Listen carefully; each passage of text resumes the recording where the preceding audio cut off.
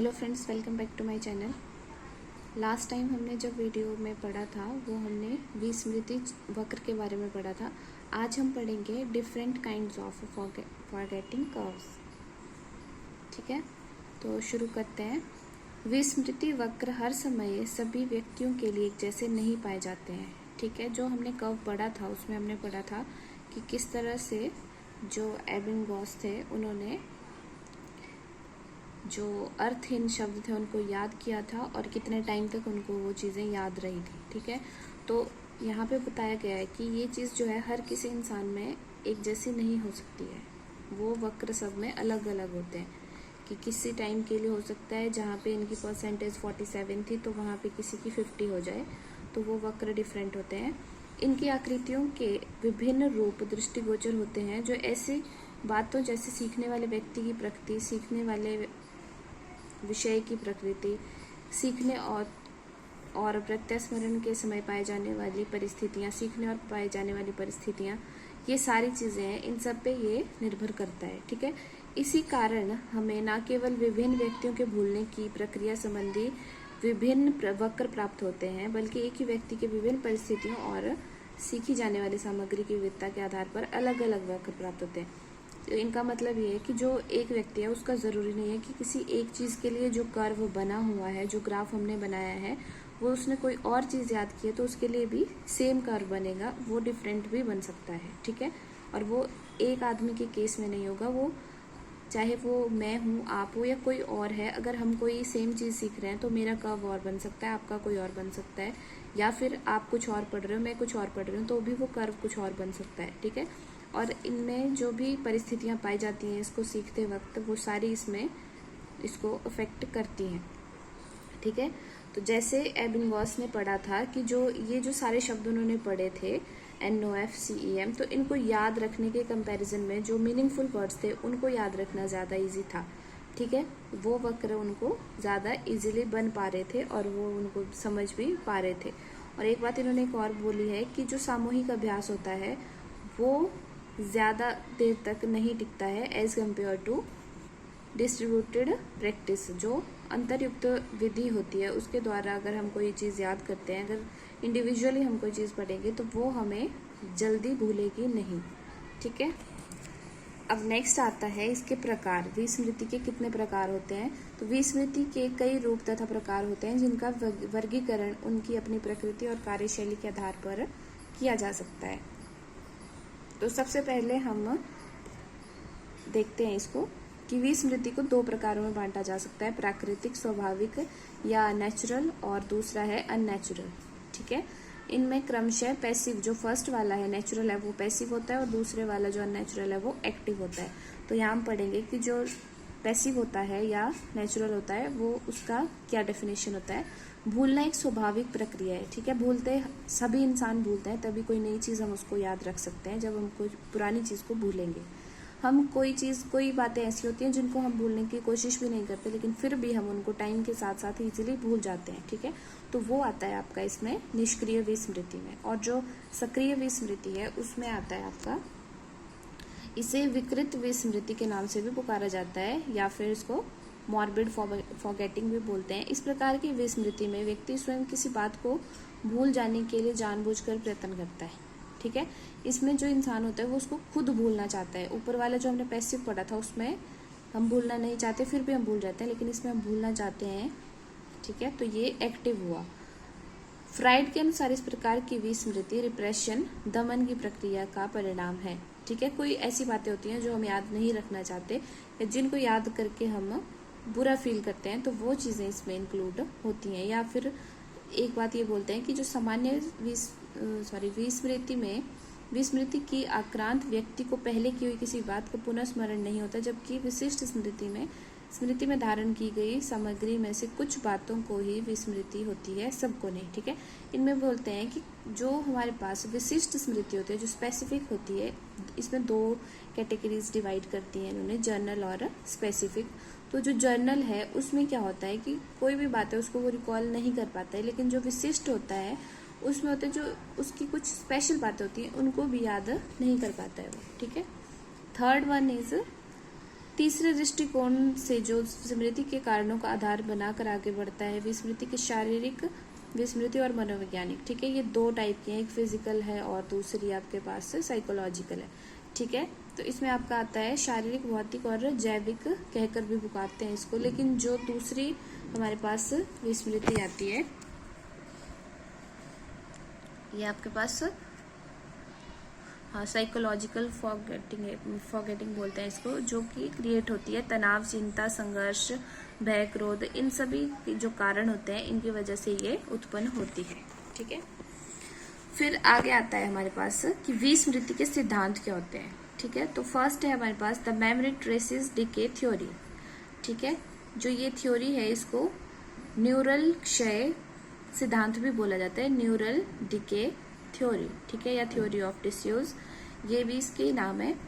ठीक है, तो इसमें क्या होता है कि टाइम गुजरने के साथ साथ याद की हुई बातों में धीरे धीरे क्या होने लगता है, हम भूलने लगते हैं उन चीज़ों को। और ये ऐसे इसलिए होता है कि जो हम कुछ भी याद करते हैं वह स्मृति चिन्हों के रूप में, जिन्हें न्यूरल ट्रेसेस का नाम दिया जा सकता है, हमारे मस्तिष्क में सुरक्षित रहता है। परंतु टाइम गुजरने के साथ साथ वो न्यूरल ट्रेसेस जो होते हैं वो धुंधले और अस्पष्ट हो जाते हैं और इस तरह से वो भूलने लग जाते हैं। ठीक है, और हमारे सीखने संबंधी अनुभव जितने पुराने होते हैं उनकी स्मृति भी उतनी ही कमजोर होती चली जाती है। इस तरह जैसे जैसे समय गुजर जाता है, किस बात को भूलने की मात्रा में वृद्धि होती चली जाती है, किसी भी बात को।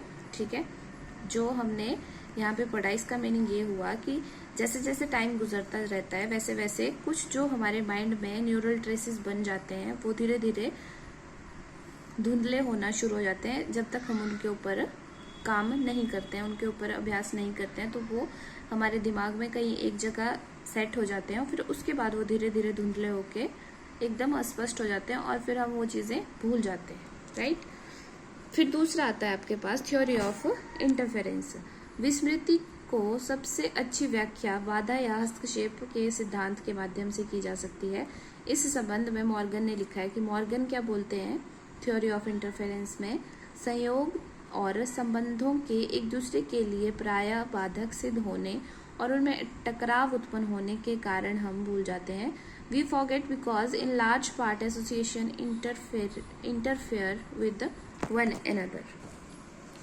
जो कुछ पहले से सीखा हुआ होता है वह नए ज्ञान और अनुभवों को ग्रहण करने में बाधा पहुंचाता है और दूसरी ओर नवीन अनुभव, पूर्व अनुभव तथा ज्ञान का पुनर्स्मरण करने में बाधा पहुंचाते हैं। ठीक है, इसमें बोलता है कि जो कोई हम नई चीज सीख रहे होते हैं उसको सीखने के लिए हमें जो पुराने अनुभव हैं उनके साथ भी सामंजस्य बिठाना पड़ता है। लेकिन कई बार क्या होता है कि इनमें आपस में अनबन हो जाती है, ये चीजें नहीं हमारे दिमाग में दोनों एडजस्ट हो पाती हैं। ठीक है, थर्ड वन आता है थ्योरी ऑफ स्टोरेज फेलियर। ठीक है, इसका मतलब ये हुआ कि भंडारण हमारी स्मृति में उचित प्रकार से नहीं हो पाया है। ठीक है, सही तरह से जब हमारे दिमाग में स्टोरेज नहीं हो पाती है तो ये सिद्धांत वहाँ पे कार्य करता है। इस सिद्धांत का नाम उस टाइम हम ले सकते हैं थ्योरी ऑफ स्टोरेज फेलियर। जब कोई चीज़ स्मृति में है ही नहीं अथवा है भी तो ऐसी कि उसे वहां ढूंढ पाना, वहां से निकाल पाना असंभव हो रहा है, तो ऐसी अवस्था में पुनः प्रस्तुतिकरण और पुनः उद्धार जैसी बातें नहीं हो पाती हैं। यह बात सभी की स्मृति स्तरों पर समान रूप से लागू होती है। ठीक है, तो सबसे पहले जब हमने कोई चीज याद करनी है तो हमने क्या सीखा था कि जो सेंसरी मेमोरी है हमारी, वहां से शुरुआत की जाती है। अगर सेंसरी मेमोरी को हम बिल्कुल अच्छे तरह से उसका यूज करते हैं तो हमारे पास जो भंडारण होगा, स्टोरेज होगी, मेमोरी बनेगी हमारी, वो स्ट्रॉन्ग मेमोरी बनेगी। ठीक है, क्योंकि जो हमारी सेंसरी मोटर्स हैं, सेंसरी मोटर स्किल्स हैं जो भी, तो उनको अगर हम यूज में लाएंगे तो हमारे माइंड में वो चीजें ज्यादा अच्छे से सेट होंगी। ठीक है, फिर दूसरा स्तर आता है शॉर्ट टर्म मेमोरी का, जिसमें कि होता क्या है कि जो हमारी सेंसरी मेमोरी है उसी की जो बातें होती हैं वो शॉर्ट मेमोरी में अपनी जगह बनाती हैं, इसलिए शॉर्ट टर्म मेमोरी बनती है, अल्पकालिक मेमोरी जिसको हम बोलते हैं। संवेदी स्मृति में रहने वाली सूचनाओं की संख्या इतनी ज्यादा हो सकती है कि उन्हें भंडारण के लिए अल्पकालिक स्मृति का भंडार छोटा पड़ जाए, क्योंकि जो शॉर्ट टर्म मेमोरी होती है उसका जो टाइम स्पेन होता है वो बहुत कम होता है as compared to sensory memory. ठीक है, तो इस वजह से भी भंडारण में इसको प्रॉब्लम हो सकती है। नेक्स्ट वन आता है हमारे पास थ्योरी ऑफ मोटिवेटिंग फॉरगेटिंग और मॉर्बिड फॉरगेटिंग। इसमें क्या होता है, इस सिद्धांत के अनुसार हम कोई बात इसलिए भूल जाते हैं क्योंकि हम इसके लिए आंतरिक रूप से अभिप्रेरित रहते हैं, ठीक है, कि हमें ये चीज भूलनी ही है, राइट। सबसे ज्यादा इसका एग्जाम्पल ऐसा हो सकता है कि जैसे आपको किसी शादी में जाना है और आप उस शादी में नहीं जाना चाह रहे हो, फिर भी आपको जाना पड़ रहा है, तो आपको उसकी डेट याद नहीं रहेगी। या फिर एक ये भी हो सकता है कि जैसे जैसे आपके कोई फैमिली का कोई मेंबर मर जाता है तो धीरे धीरे आप उनको भूलना शुरू कर देते हो। अगर आप नहीं चाहते हैं फिर भी आप उनको भूलना शुरू कर देते हो, ठीक है। तो ये सारे एग्जाम्पल थे हमारे पास, थ्योरीज थी रिलेटेड टू फॉरगेटिंग।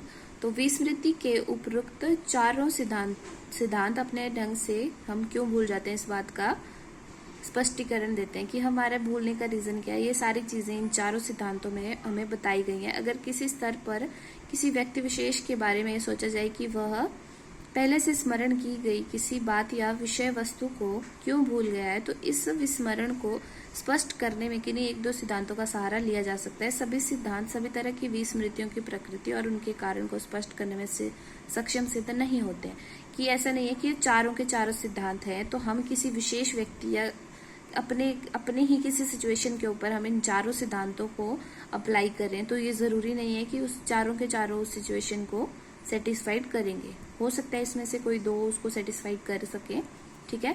हम किसी परिस्थिति से संबंधित विस्मरण की प्रकृति और उसके संभावित कारणों स्पष्टीकरण चाहें तो हमें विस्मृति के सभी सिद्धांतों को अपने सामने रखकर ही उचित उत्तर प्राप्त करने के प्रयत्न करना चाहिए, ताकि सभी के संदर्भ में अनावश्यक विस्मृति के दुष्प्रभावों से अपने आप को बचाने की शिक्षा भी लेनी चाहिए, ठीक है। That's all for today.